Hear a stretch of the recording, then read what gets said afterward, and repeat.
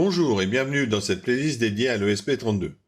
Pour ceux qui ont déjà commencé cette aventure avec nous, nous continuons aujourd'hui notre exploration des nombreuses possibilités offertes par l'ESP32.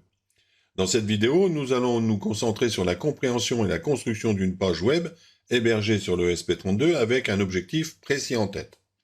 Le but de cette vidéo est de vous montrer comment récupérer le courant d'une installation via un transformateur de courant, l'intégrer dans un ESP32 et calculer la puissance consommée en temps réel. Dans cette vidéo, nous allons définir les objectifs de notre projet, puis visualiser le schéma de câblage de l'ESP32.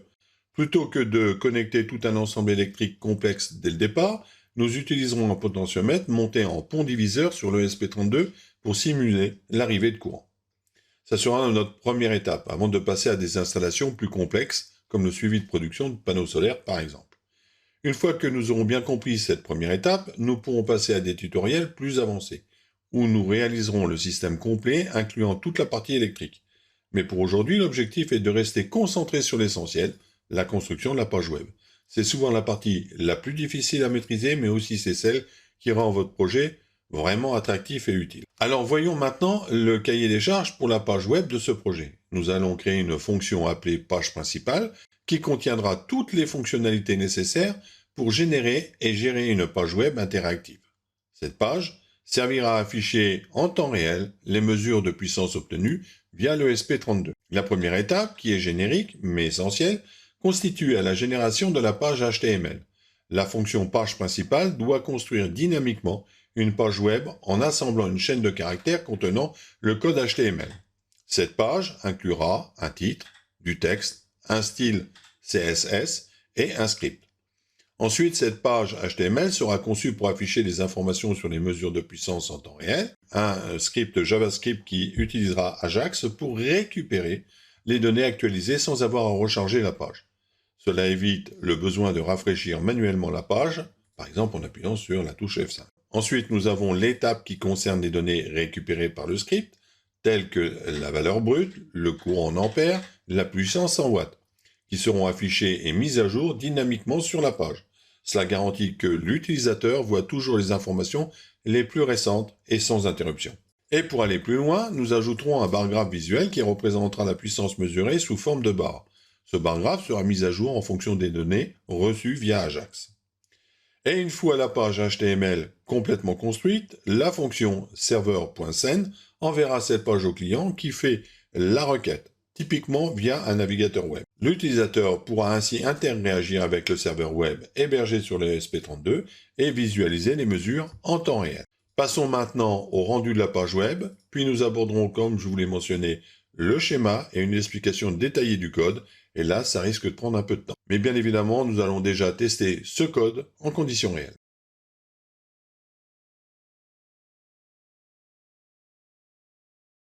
Nous voici dans le test. Alors, vous voyez l'interface web que nous avons construite pour mesurer la puissance électrique en temps réel grâce à l'ESP32 S3. Alors, cette interface est générée par le serveur web intégré à l'ESP32 et elle est mise à jour en temps réel grâce à des requêtes Ajax qui récupèrent les dernières mesures à chaque seconde. Alors, on va faire un petit essai. Alors, montons, vas-y, monte au potentiomètre, voilà. Donc, vous voyez tout évoluer. Voilà, on a 4600 watts pour 20 ampères. Et maintenant, on descend. Vous voyez, c'est assez réactif. Et tu te mets à peu près au milieu du potentiomètre. Voilà. Vous voyez, ça marche très très bien. Alors, comme vous avez pu le voir, les trois éléments clés que nous affichons sont la valeur brute. Alors, il s'agit de la lecture brute du capteur analogique. Alors, cette valeur est capturée à partir de la broche du GPIO 12 qui reçoit donc les données de notre potentiomètre. Ça permet de simuler une mesure de courant. Ensuite, on a le courant. Alors, c'est la valeur brute qu'on va convertir en courant électrique. Donc, avec cette conversion qui est basée sur une plage de 0 à 20 ampères. Et puis, en dessous, nous avons la puissance. Et la puissance est calculée en utilisant la formule P est égal à UI, où U est la tension de 130 volts dans notre cas, puisqu'elle est fixe dans notre code, et I est le courant mesuré. Alors, sur l'interface, qu'on peut voir là, donc, eh bien, à chaque fois, les calculs s'opèrent, mais ils s'opèrent à l'intérieur donc de l'ESP32. Alors, en dessous de ces valeurs textuelles, nous avons un bar graphe dynamique qui représente visuellement la puissance mesurée. La barre se remplit proportionnellement à la puissance actuelle par rapport à une puissance maximale de 4600 watts, qui correspond donc à 230 volts et à 20 ampères quand on est au maximum. Alors, ce qu'il faut savoir aussi, c'est que les valeurs sur cette interface sont mises à jour chaque seconde grâce à des appels d'Ajax. Le navigateur envoie une requête au serveur web intégré à l'ESP32 qui renvoie les données actuelles sous forme de texte, et ces données sont ensuite injectées dans la page HTML, mettant à jour les valeurs et le bar graphe sans que l'utilisateur ait besoin de recharger la page. Voilà, ça c'était pour la démo de l'interface. On passe au schéma maintenant.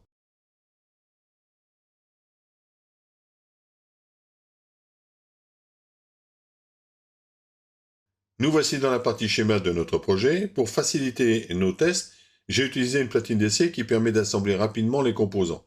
Si cela vous intéresse, je vous mets le lien dans la description de la vidéo pour vous la procurer. Alors pour simuler une arrivée de courant sur notre ESP32, nous allons utiliser un potentiomètre câblé en pont diviseur de tension.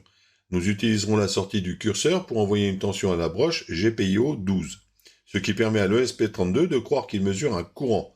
Cela nous servira donc de simulation. Passons maintenant donc au câblage, rien de très compliqué. La première chose à faire évidemment, c'est de brancher l'alimentation sur la platine. Ensuite, vous devez raccorder le GND, le VCC et enfin donc la sortie curseur. Voilà. Le câblage est terminé, c'est simple et efficace, et passons maintenant donc à l'explication du code.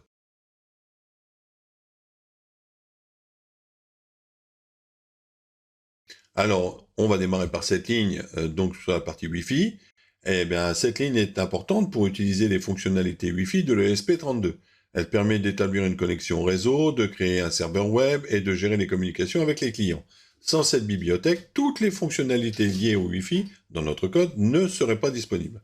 Alors cette ligne en dessous est importante aussi pour la mise en place du serveur web sur votre ESP32. Elle permet d'inclure toutes les fonctionnalités nécessaires pour gérer les requêtes HTTP, définir des routes et servir du contenu dynamique aux clients connectés. Alors, dans notre code, elle joue un rôle central en permettant à l'ESP32 de répondre aux requêtes web et d'interagir avec les utilisateurs via un navigateur. Là, nous avons cette ligne qui définit le nom du réseau Wi-Fi auquel l'ESP32 tentera de se connecter. Cette constante est ensuite utilisée pour établir une connexion réseau dans le programme, ce qui est essentiel pour permettre à l'ESP32 de se connecter à Internet et d'interagir avec les services en ligne. Alors bien évidemment, c'est ici que vous devrez renseigner le nom de votre box. Ensuite, nous avons cette ligne qui va définir le mot de passe du réseau Wi-Fi auquel l'ESP32 tentera de se connecter. Cette constante est essentielle pour établir une connexion sécurisée au réseau Wi-Fi, permettant ainsi à l'ESP32 de se connecter à Internet et d'interagir avec les services en ligne. Ensuite, nous avons cette ligne, et là, cette ligne web server qui initialise un serveur web sur le ESP32 et qui écoute les requêtes HTTP sur le port 80. Elle est essentielle pour mettre en place les fonctionnalités du serveur web dans notre programme, permettant ainsi à l'ESP32 de gérer les communications avec les clients via un navigateur web. Ici, nous avons une ligne qui définit la broche GPIO 12 de l'ESP32 comme étant celle utilisée pour lire un signal analogique. Alors, dans notre code, cette broche est l'entrée du signal analogique qui représente une mesure physique du courant. En utilisant cette broche, le ESP32 peut lire la valeur du courant, la convertir en une valeur numérique. Nous avons cette ligne qui définit une constante flottante représentant la tension électrique du circuit, fixée à 230 volts. Dans notre code, cette constante est utilisée pour calculer la puissance électrique en la multipliant par le courant mesuré. Alors là, nous définissons une constante flottante qui représente la puissance maximale possible dans le circuit. On la calcule en multipliant un courant maximal de 20 ampères pour une tension de 230 volts. Dans notre code, cette constante est utilisée pour normaliser et comparer la puissance réelle mesurée à la puissance maximale théorique, permettant ainsi de visualiser l'état de consommation d'énergie par rapport à la capacité maximale du circuit. Alors après, on initialise la communication série de l'ESP32 à une vitesse de 115 200 baud. Dans notre code, cette ligne est importante pour établir une connexion série avec un ordinateur permettant d'envoyer des messages et des données pour le débogage par exemple, ou la surveillance en temps réel. Ensuite, nous avons cette ligne de code qui marque le début de la connexion de l'ESP32 à un réseau Wi-Fi. Dans les projets IoT, se connecter à un réseau Wi-Fi est souvent la première étape nécessaire pour permettre à l'ESP32 de communiquer avec des serveurs externes. des applications web ou d'autres dispositifs d'ailleurs, hein. Ici, le SP32 cherche à rejoindre un réseau spécifique en utilisant le nom du réseau et le mot de passe fourni dans le code. Le processus démarre en appelant la fonction wifi.begin qui déclenche la tentative de connexion. Pendant cette phase, le SP32 cherche le réseau Wi-Fi correspondant au nom et essaie de s'y connecter en utilisant des informations d'identification appropriées, c'est-à-dire votre mot de passe. Si le réseau est trouvé et que le mot de passe est correct, le SP32 obtiendra une adresse IP et pourra interagir avec d'autres appareils sur le réseau local ou accéder à Internet. Alors cette boucle joue un rôle important en attendant que le SP32 établisse une connexion au réseau Wi-Fi avant de continuer l'exécution du programme. Dans notre code, cette boucle garantit que toutes les opérations dépendantes de la connexion Wi-Fi ne se déroulent qu'après que la connexion soit réussie. Pendant ce temps, le message connexion Wi-Fi est envoyé chaque seconde au moniteur série, offrant une indication visuelle à l'ESP32 qui tente de se connecter. Cette approche permet d'assurer la fiabilité du programme en empêchant l'exécution prématurée des fonctions qui nécessitent une connexion réseau. Et là, nous avons un ensemble de lignes qui est utilisé pour fournir des informations importantes sur le statut de la connexion Wi-Fi de l'ESP32. Alors dans notre code, cette ligne confirme d'abord que l'ESP32 s'est bien connecté au réseau Wi-Fi, puis affiche l'adresse IP locale attribuée par le routeur. Ça permet de suivre le déroulement du programme et d'accéder facilement à l'ESP32 sur le réseau local en utilisant l'adresse IP affichée. Ensuite, cette ligne configure le serveur web de l'ESP32 pour répondre aux requêtes envoyées à la racine de l'adresse IP du serveur en appelant la fonction page principale. Dans notre code, cela permet à l'ESP32 de gérer des demandes d'accès à la page principale du serveur web. Concrètement, cela signifie que lorsque quelqu'un saisit l'adresse IP de l'ESP32 dans un navigateur, la fonction page principale est exécutée pour générer et envoyer le contenu de cette page web au client, permettant ainsi à l'utilisateur d'interagir avec le serveur web hébergé sur l'ESP32. Alors une petite information supplémentaire sur la définition de la route principale. En fait, en définissant la route avec slash, vous indiquez au serveur web que lorsqu'un client accède à la racine de l'adresse IP du serveur, par exemple http://192.168.1.100, la fonction principale doit être exécutée pour gérer la requête. Cette ligne configure une route spécifique donc sur le serveur web de l'ESP32 destinée à traiter les requêtes AJAX pour obtenir des informations sur la puissance mesurée. Alors, dans notre code, cette ligne, elle permet au serveur de répondre aux demandes d'informations dynamiques, comme la lecture en temps réel de la puissance. Là, la ligne serveur.begin démarre le serveur web sur le ESP32, le rendant prêt à accepter les requêtes HTTP des clients connectés. Dans notre code, cette ligne active toutes les fonctionnalités du serveur web, permettant aux utilisateurs d'interagir avec le ESP32 via un navigateur ou des requêtes AJAX. Sans cet appel, les routes définies précédemment ne seraient pas fonctionnelles et le serveur web ne serait pas en mesure de répondre aux demandes. En somme, c'est l'étape qui lance officiellement le serveur web, ouvrant la voie à toute interaction réseau, et c'est cela qu'il faut surtout retenir. Alors là, nous avons une ligne qui envoie un message au moniteur série pour indiquer que le serveur web de l'ESP32 a été lancé avec succès. Nous avons cette ligne de code là pour assurer le traitement des requêtes HTTP sur le serveur web de l'ESP32. Dans notre code, cette ligne est placée à l'intérieur de la boucle loop, ce qui signifie qu'elle est appelée de manière continue tout au long de l'exécution du programme. Cela permet de vérifier fréquemment l'arrivée de nouvelles requêtes et de les traiter immédiatement. La raison pour laquelle cette ligne se trouve dans la boucle loop est précisément pour s'assurer que le serveur web reste réactif et peut gérer les requêtes des utilisateurs en temps réel. En appelant cette ligne de façon répétée, nous garantissons que le serveur est toujours prêt à répondre aux demandes, qu'il s'agisse d'afficher des pages web ou de récupérer des données, ou d'autres interactions d'ailleurs. Alors là, nous avons la fonction page principale. Elle sert à gérer et à envoyer une page web interactive qui affiche en temps réel des informations sur les mesures de puissance. Cette page permet à l'utilisateur de visualiser les données de manière dynamique, avec une mise à jour automatique des valeurs et une représentation graphique de la puissance via un bar graphe. En intégrant du HTML, du CSS et du JavaScript, la fonction fournit une interface utilisateur simple et efficace pour surveiller les mesures directement depuis le navigateur web. Alors maintenant, on va étudier chaque ligne. Alors, cette ligne de code initialise la construction du document HTML en stockant dans la variable HTML le début du contenu HTML qui sera envoyé au client, c'est-à-dire le navigateur web. Ce contenu sera complété par d'autres éléments HTML, CSS et JavaScript avant d'être envoyé comme réponse HTTP à une requête client. Pour faire simple, cette ligne commence à définir le contenu de la page web que vous souhaitez créer et envoyer au navigateur, en démarrant par la structure de base de la page avec le titre « Mesure d'une puissance ». Alors là, nous avons cette ligne où l'opérateur plus égal est utilisé pour ajouter, c'est-à-dire concaténer, une chaîne de caractères à la variable HTML. Ça permet de construire progressivement le contenu HTML de la page. Vous verrez que sur l'ensemble des lignes que nous allons traiter, ce symbole sera toujours présent. Le rôle de cette ligne dans le code est très important, car elle garantit que la page web sera interprétée correctement par le navigateur. Alors en spécifiant l'encodage UTF-8, vous vous assurez que tous les caractères, y compris les accents et les symboles spéciaux, sont affichés correctement sur la page web. Alors là, on ouvre la section du document HTML où les styles CSS seront définis. Dans notre code, cette étape est importante car elle permet de configurer l'apparence visuelle de la page directement au sein du document HTML.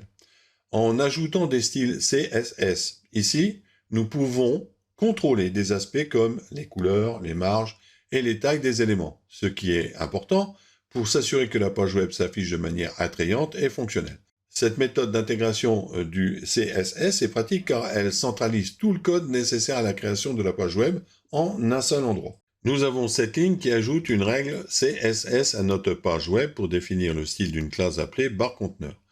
Dans notre code, cette classe sera utilisée pour créer un conteneur de barres, comme une barre de progression visuelle, dont je vous ai parlé tout à l'heure d'ailleurs. En définissant la largeur, la hauteur, la couleur de fond, la bordure et la marge, nous nous assurons que cet élément s'affiche correctement tout en offrant évidemment un confort visuel attrayant. Alors là, dans notre code, cette barre est conçue pour s'étendre sur toute la longueur de son conteneur, appelé barre conteneur qui représente le fond du paragraphe, ce que je viens de vous expliquer. Cependant, elle commence avec une largeur de 0, ce qui est logique si le courant mesuré est de 0 ampères. La barre de progression doit également être à 0. Ça permet de visualiser progressivement la puissance mesurée au fur et à mesure que la puissance augmente. La barre s'élargit, offrant ainsi donc un retour visuel immédiat. En définissant la couleur de fond en vert, nous nous assurons que la barre de progression soit bien visible sur la page. Alors là, cette ligne HTML clôt la section de style CSS dans notre document HTML. Dans notre code, cette étape est importante pour indiquer au navigateur que la définition des styles est terminée.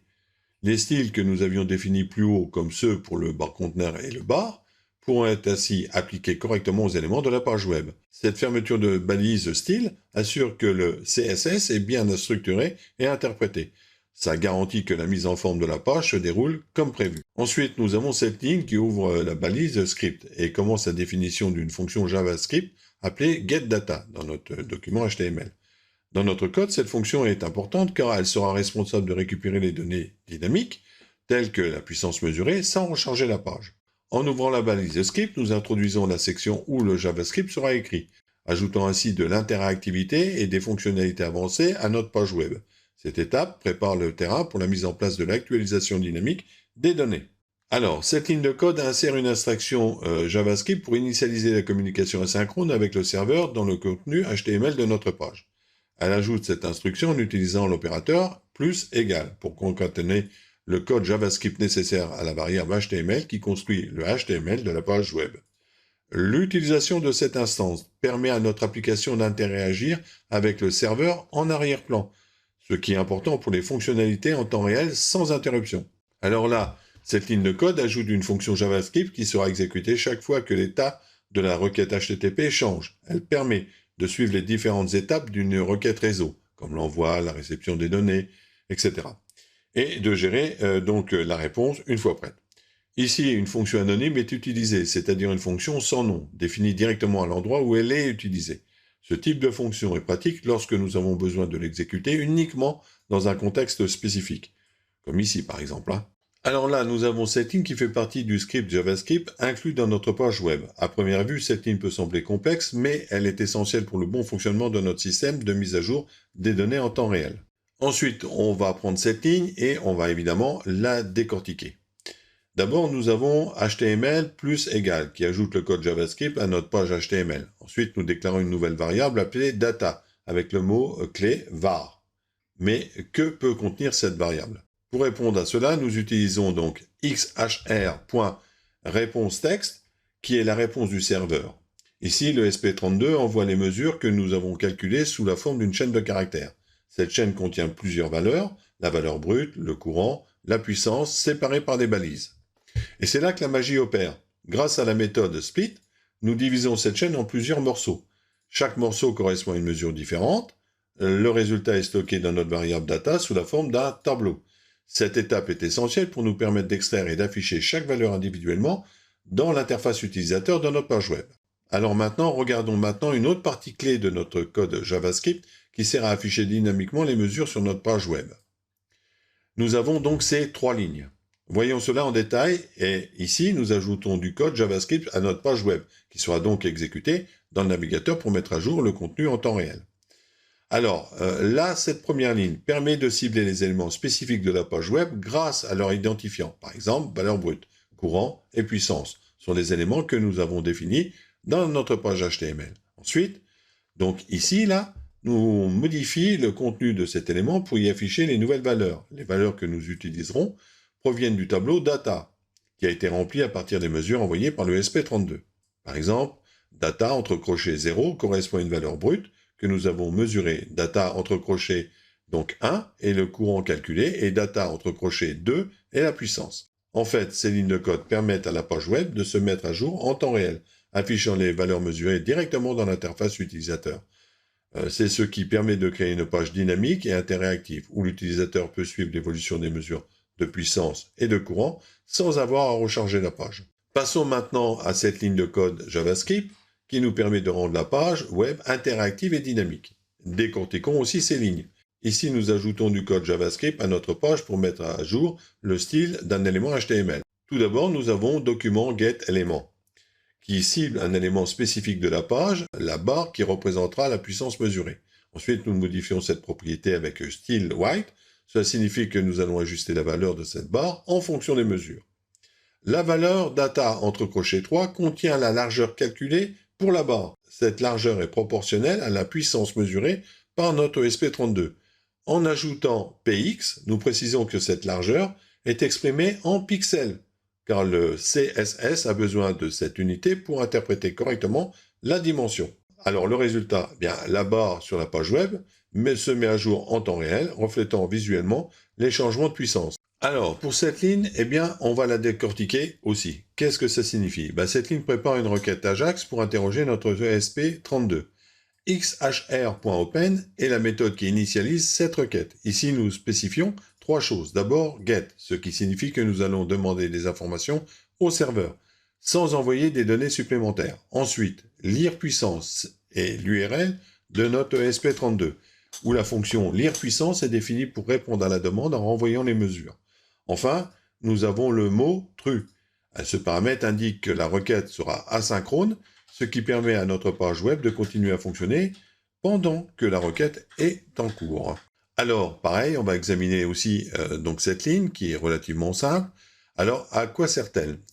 C'est la ligne qui déclenche réellement la communication avec le SP32. Le XHR que nous avons préparé précédemment est une requête Ajax. Et avec send, nous l'envoyons au serveur. Dans ce cas, nous envoyons une requête get à l'ESP32 pour récupérer les mesures de puissance. C'est ici que nous créons le mécanisme de mise à jour automatique. La fonction setTimeout est utilisée pour exécuter une autre fonction, donc getData, après un délai spécifique. Dans ce cas, le délai est de 1000 millisecondes, soit une seconde. En ajoutant cette ligne, nous indiquons que la fonction getData doit être appelée toutes les secondes. GetData est celle qui envoie la requête de l'ESP32 pour obtenir les nouvelles mesures de puissance. Grâce à setTimeout, nous créons une sorte de boucle qui maintient l'interface utilisateur à jour, affichant les valeurs en temps réel sans nécessiter la recharge de la page. Alors maintenant, passons à une ligne qui rassemble plusieurs éléments essentiels. Commençons par décomposer ce que cela signifie. D'abord, l'accolade marque la fin d'une fonction JavaScript. Ensuite, script ferme le bloc de script signalant au navigateur que nous avons terminé d'écrire le code JavaScript pour cette page. Puis nous fermons également la section head, donc avec /head, et passons à la balise body, qui est la partie visible de notre page web. Le point intéressant ici, c'est l'attribut onLoad. Ça signifie que dès que la page est chargée, la fonction getData est appelée automatiquement. Cette fonction envoie donc une requête à l'ESP32 pour récupérer les données et les afficher. Alors là, nous avons ces lignes de code HTML qui créent l'interface utilisateur de la page web hébergée par l'ESP32. Elles définissent la structure visuelle et textuelle qui permettra à l'utilisateur de visualiser les mesures électriques capturées par l'ESP32 en temps réel. Le code utilise des balises HTML structurées, comme les titres et les sous-titres pour organiser et présenter les informations importantes, telles que la valeur brute de la lecture analogique, le courant électrique mesuré en ampères et la puissance électrique en watts. L'ensemble de ces lignes génère une page avec un titre principal, mesure de puissance, suivi de plusieurs sous-sections, et chaque sous-section affiche des valeurs qui seront mises à jour dynamiquement grâce à du JavaScript exécuté sur la page. Ces valeurs sont initialement placées à 0, mais elles seront remplacées par des valeurs réelles mesurées par le ESP32 à chaque seconde. Pour chaque paramètre mesuré, comme la valeur brute, le courant et la puissance, le code définit un élément HTML distinct avec un identifiant unique, ID. Cet identifiant permet au script JavaScript de cibler et de mettre à jour l'élément à chaque nouvelle mesure. Le JavaScript, intégré dans la page, envoie régulièrement des requêtes au serveur web de l'ESP32, demandant les dernières mesures lorsqu'une réponse est reçue. Alors voici une explication détaillée des deux premières lignes qui permettent de se faire une idée de la construction du bloc. Alors la première ligne affichée, c'est le texte mesure d'une puissance. À l'intérieur de la balise H1 et /H1. Ces balises HTML définissent en fait le titre principal de niveau 1, qui est souvent le titre le plus important d'une page. Par défaut, le texte contenu entre ces balises est affiché avec la plus grande taille de police sur la page. La deuxième ligne, qui est un peu plus complexe, cette fois-ci nous avons une balise H2, qui est utilisée pour afficher un titre de second niveau. Le texte à l'intérieur de cette balise sera affiché avec une police plus petite que celle de H1. Entre la balise H2 et /H2, nous avons le texte valeur brute de 0.0, ce qui signifie que la page affichera ce texte par défaut, avec une police moins grande que celle du titre principal. Ensuite, nous avons l'attribut ID, donc est égal valeur brute. L'attribut ID est un identifiant unique qui sert à repérer cet élément HTML. Il ne sert pas à afficher du texte directement, mais il permet à JavaScript de retrouver et manipuler cet élément plus tard pour le mettre à jour. C'est un identifiant interne utilisé par le code et non visible par l'utilisateur. Le texte valeur brute 2.0, qui est réellement affiché dans l'élément HTML à l'intérieur de la balise H2. L'utilisateur voit ce texte initialement dans le navigateur. Il contient la chaîne de texte valeur brute, suivi de la valeur actuelle, ici donc 0, qui est donc un texte statique au début. L'attribut ID, qui est valeur brute, n'est pas une variable visible par l'utilisateur. Il est utilisé en interne par le code pour identifier et manipuler cet élément HTML via JavaScript. Lorsque JavaScript doit mettre à jour l'élément, il utilise donc l'identifiant pour le retrouver et modifier son contenu, comme par exemple lorsqu'une nouvelle valeur est mesurée par un capteur.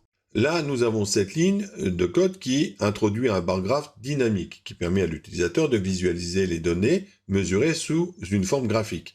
Le bar graph est conçu à l'aide de deux conteneurs, que je vous ai expliqué tout à l'heure, qui sont imbriqués. Chacun joue un rôle précis dans l'affichage de la barre de progression.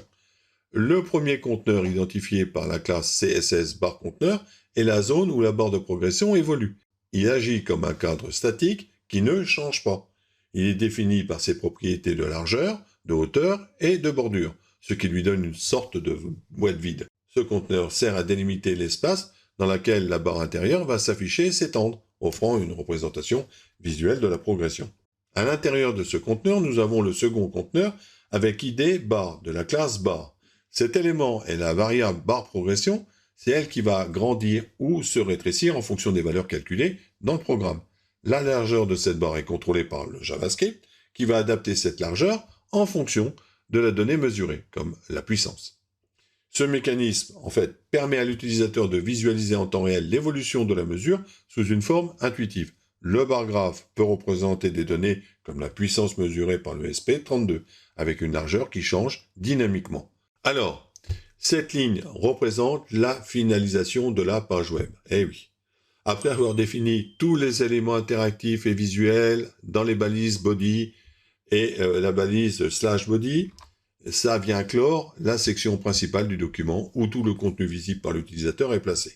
Ensuite, la balise /HTML termine l'ensemble du document HTML, signalant que le code HTML est complet et prêt à être rendu par le navigateur. Alors, nous avons cette ligne qui est essentielle pour la communication entre le ESP32 et le navigateur de l'utilisateur. Lorsqu'un utilisateur visite l'adresse IP de l'ESP32, son navigateur envoie une requête HTTP pour recevoir une page web. Grâce à cette ligne, le ESP32 répond avec un code de statut 200, indiquant que tout est OK, et envoie la page web au format HTML. Ce HTML est contenu dans la variable HTML qui a été construite précédemment dans le programme avec les éléments visuels, comme le titre, le bar graphe et les mesures affichées en temps réel. Cela permet au navigateur de recevoir et afficher dynamiquement les informations mesurées par le ESP32 sous la forme d'une interface web assez conviviale. Ensuite, nous avons la fonction lire puissant. C'est une nouvelle fonction qui joue un rôle clé dans la dynamique du serveur web embarqué sur le ESP32. À chaque cycle de mise à jour, elle s'occupe de collecter les mesures électriques provenant d'un capteur analogique et de transformer ces données brutes en informations utiles comme le courant. Et évidemment, par le biais de ce courant, on va modifier la puissance. Alors, ces informations sont ensuite transformées en texte, puis envoyées au navigateur du client. Alors, le résultat de cette fonction est une réponse texte qui est continuellement mise à jour grâce à des appels AJAX. Sur la page web, l'utilisateur voit les données en temps réel, la valeur brute mesurée par le capteur, le courant et la puissance calculée, ainsi qu'un bar graphe dynamique qui réagit à la puissance mesurée, offrant ainsi une représentation visuelle et intuitive des changements. La fonction, bien que simple en apparence, est un élément central qui permet de synchroniser les mesures électriques avec l'interface web, tout en offrant une interaction fluide et sans interruption pour l'utilisateur. En résumé, si vous voulez, lire puissance, qui est la fonction, est un pont entre les données physiques, les mesures électriques, et la représentation visuelle de ces données sur la page web. Grâce à cette fonction, le ESP32 assure une interface web interactive et réactive, affichant des mesures électriques en temps réel et offrant à l'utilisateur une compréhension intuitive de la situation grâce au bar graphe et aux valeurs évidemment chiffrées. Alors, comme je vous l'avais précisé au début du tutoriel, nous avons principalement focalisé notre attention sur la création de la page web. Concernant la fonction lire puissance, je vous ai expliqué son principe de fonctionnement. Pour ceux qui souhaitent obtenir plus d'informations sur ce bloc, il vous suffit de vous rendre à la fin de la vidéo dans la section fiches techniques et chaque ligne de code y est expliquée en détail. Dans ces fiches techniques, vous pourrez consulter chaque ligne individuellement. D'ailleurs, comme vous pouvez le voir à l'écran, des numéros de fiches techniques sont associés aux différentes lignes de code pour faciliter la compréhension. Et bien maintenant, nous arrivons à la fin de notre tutoriel. J'espère que ces explications vous ont aidé à progresser dans la création de pages web de ce type. Ne vous inquiétez pas, nous allons continuer à explorer d'autres sujets encore plus en profondeur pour bien comprendre le fonctionnement de ce système de dialogue. Alors, si vous avez apprécié la vidéo, n'oubliez pas de la liker. Si vous n'êtes pas encore abonné et que vous souhaitez continuer à nous suivre et suivre nos tutoriels, je vous invite à vous abonner. Et surtout, n'oubliez pas d'activer la cloche de notification. Sur ce, je vous dis à très bientôt pour un nouveau tuto et au revoir.